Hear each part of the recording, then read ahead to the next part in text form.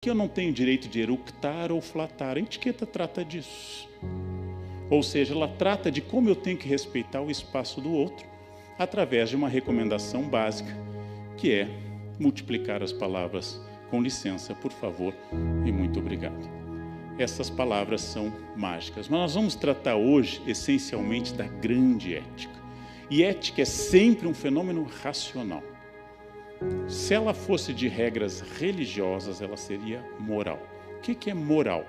Aquilo que as freiras do meu colégio no interior do Rio Grande do Sul, onde eu nasci, colocaram no banheiro da escola. Deus te vê.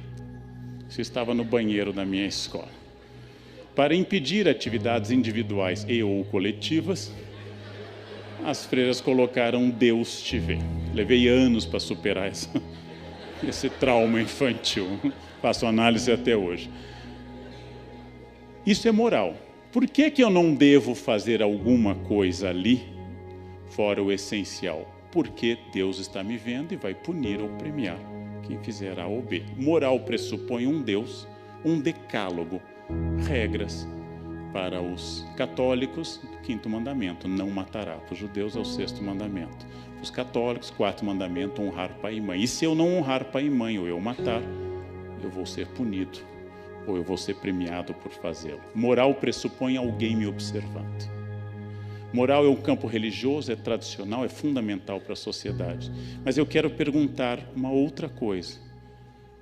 O que aconteceria se não houvesse nenhum céu ou inferno para eu definir o certo e o errado? O que aconteceria se eu pudesse fazer algo que ninguém testemunharia e não teria nenhum efeito na minha eternidade?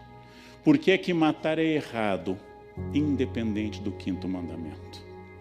Por que é que desrespeitar pai e mãe é um equívoco, independente de haver um céu ou um inferno? Esta é a questão da ética. Qual é o sistema racional para eu poder desenvolver? E eu vou me prender não ao primeiro, mas ao mais importante dos criadores dessa ideia, que é o grande Aristóteles, que decidiu escrever um livro com o título do nome do filho dele. E é muito interessante que ele o tenha feito. É um legado dele para o filho. E o livro se chamou Ética, Nicômaco. Com isso, Aristóteles queria dizer que ele quer mostrar de forma clara ao filho o que é o bom comportamento. Esse livro extraordinário, fácil de ser lido, existe na internet, dezenas de traduções. Aristóteles nos traduz desde o início, eu tiro isso do 1º capítulo, em primeiro lugar, que a virtude ética é adquirida, não vem conosco. Ao contrário do que Platão dizia, que a gente nascia com ideias já. Ela é adquirida pelo hábito. Então, primeiro mandamento ético de Aristóteles: crianças são amorais. Crianças não sabem o que é certo e errado. Crianças não medem consequências dos seus atos. Elas têm que ser ensinadas. Por isso que a ética entra em colapso hoje, porque a força para ensinar está diminuindo entre nós. Nós temos medo de não sermos amados e por isso mimamos. E assim, ao invés de amor, criamos imbecis, que é o resultado de todo mimo. Toda criança mimada vira um imbecil, insuportável. E os pais que amam muito ao mimarem estão produzindo alguém incapaz, desagradável e inútil no futuro. Agora, se eu quero educar, eu vou ter que estabelecer limites, porque os limites provocam trauma e o trauma é o início da educação. Bota o dedo na tomada, leva um choque e não põe mais. Pavlov, ação e reação. Ou seja, educar é estabelecer limites. E Aristóteles defende isso desde o início. Ela é adquirida com hábito. Alguns são difíceis de passar adiante. Outros precisam de muita insistência. Nós não nascemos com isso, mas nossa natureza é capaz de adquiri-la e aperfeiçoá-la. É a crença de Aristóteles na educação que eu acho fascinante. Nós podemos moldar o ser humano para que ele aprenda a perceber o espaço do outro e aprenda que ele não é único no mundo. Nós podemos moldar o ser humano para que ele saiba que ele faz parte de um todo, que ele não é a única pessoa neste planeta. E com isso, ele vai desenvolver um senso ético. Primeiro conselho aristotélico: eduquem. Hoje isto não vale só para crianças. Se vocês estão numa empresa, se vocês têm a posse de uma empresa ou trabalham numa, se vocês possuem uma farmácia ou trabalham para uma, vocês vão ter que perceber que hoje nós temos que educar adultos também. É uma novidade. Nós temos que educar adultos hoje, porque alguém pulou essa fase. Alguém pulou essa fase. E é possível, nem sempre, mas é possível educar adultos. É por repetição, nem sempre. Toda a base da ética aristotélica e toda a base do mundo aristotélico é a ideia de responsabilidade. O que acontece passa por mim. Sem ter lido Aristóteles, minha mãe de origem alemã dizia de outra forma: o que começa com eu é problema seu. Essa era uma das regras de educação da minha casa. Começa com eu é problema. Eu estou cansado, problema seu, não? Não precisa trazer a nós. Eu estou doente, então resolva. Esse é um problema seu. Só traga para nós o problema que for nosso, não seu.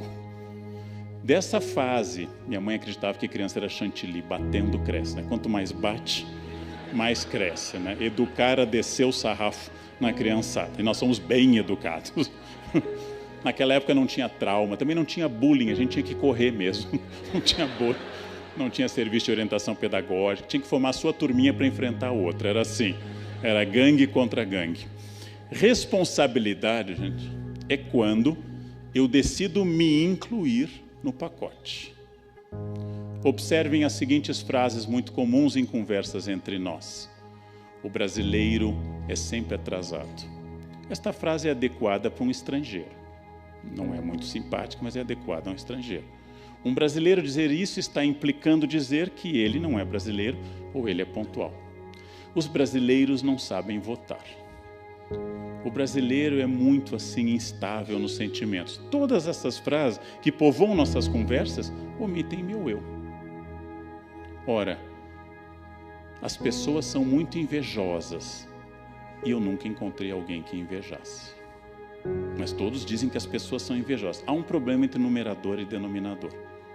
Todos são invejados e nunca encontrei um invejoso, que é o pecado mais envergonhado de todos. Ninguém diz eu me invejo, ninguém diz isso. Responsabilidade é quando eu coloco o meu na reta. Quando eu passo a pensar, o trânsito de São Paulo é ruim, é violento e não é cidadão. Qual é a minha participação nisso? São Paulo é uma cidade frequentemente suja. Apesar de nós amarmos a cidade que fará aniversário semana que vem, frequentemente ela é suja. Qual é a minha participação nessa sujeira? Este condomínio, as pessoas são muito difíceis. O que eu estou fazendo para melhorar isso? Ou quanto eu colaboro para essa dificuldade existir? Porque reunião de condomínio é quase o fim da esperança na humanidade. A gente confia na humanidade até o início da reunião de condomínio.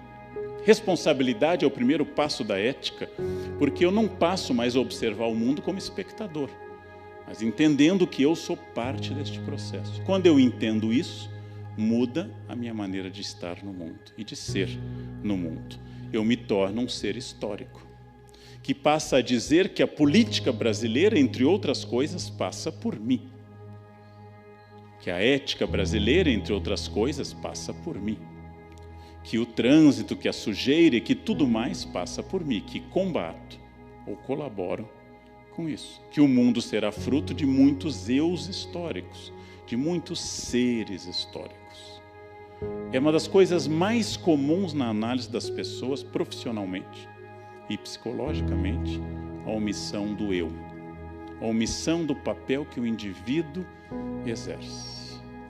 Qual é o problema que eu enfrento na minha empresa? Qual é o problema que eu enfrento na minha farmácia? Qual é o problema que eu enfrento no meu escritório? Passa por mim. Passa o problema e passa a solução. Quando nós descobrirmos isso, nós temos uma postura totalmente diferente. Porque a tradição nossa é a alienação, ou o que Sartre chama de má fé. Não tem a ver comigo. Má fé é quando eu atribuo a terceiros. Os iluministas na enciclopédia disseram que eu tenho uma chance de perceber sempre a liberdade. É o mundo do outro, que é o limite do meu mundo. Isto é uma regra fácil e universal. As regras em geral são fáceis.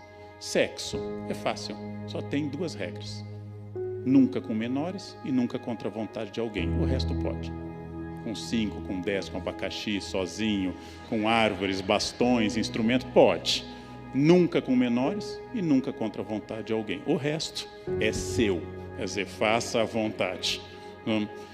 em liberdade só tem uma regra: quanto eu posso ser livre até o momento que eu estou interferindo na liberdade alheia. Aí eu tenho que perguntar, negociar. Eu sou livre, inclusive, de Sêneca, um grande filósofo. Acabei de ler um texto sobre ele, do Paul Veyne, um texto que vai sair agora em português. Um grande filósofo, Sêneca, diz que, inclusive, eu sou livre para o suicídio. Diz o Sêneca, coisa que não é compartilhada por outros filósofos, mas eu não sou livre para o homicídio. Eu posso me matar, a não ser que eu seja um piloto alemão naquela empresa em que ele decidiu, isso eu não posso, mas eu posso me matar. Não precisava ter levado tanta gente para a morte. Bastava ir na Sé, comer um churrasquinho grego, septicemia na certa, gente. Bastava ir lá no sol, pega um suco, um tangue, né, 2,50, pãozinho, aquilo, alguma proteína, provavelmente de origem animal, e aí você come, toma o tangue, né, e aí espera, ela vem rapidamente, né? Pior que ebola, aquilo vem rapidamente. Eu tenho direito ao suicídio se ninguém depender de mim. Se alguém depender de mim, eu já não tenho direito ao suicídio. Eu não posso me matar se eu tiver filho pequeno. Eu não posso me matar se alguém gostar de mim. Dilma pode se matar, por exemplo. Ela pode, filosoficamente, ela pode. Não deve, porque é um ser humano amado por Deus, pelo menos. Mas ela pode se matar. Ela é livre. Zé Dirceu é livre. Várias pessoas são livres para o suicídio. O mundo do outro é sempre o limite do meu. Porque toda ética é um diálogo entre o bem comum e o bem individual. Eu já reclamei, virou até um vírus na internet a minha frase. Eu gosto de piano, eu me formei em música e eu adoro em particular Bach e toco toda semana como hobby. É um direito meu. Os meus vizinhos gostam de futebol. Agora, eu jamais gritei na janela, chupa Beethoven, né? Jamais fiz uma coisa dessas, né? Porque isso é ferir a liberdade do outro de gostar de Beethoven, por exemplo. E eu também não sei se Beethoven gostaria de chupar, eu não tenho essa informação sobre isso. E o vizinho pode gostar de Beethoven, né? E pode se sentir ofendido com o verbo, né? O que significa isso? Eu tenho uma negociação entre o bem individual e o bem comum.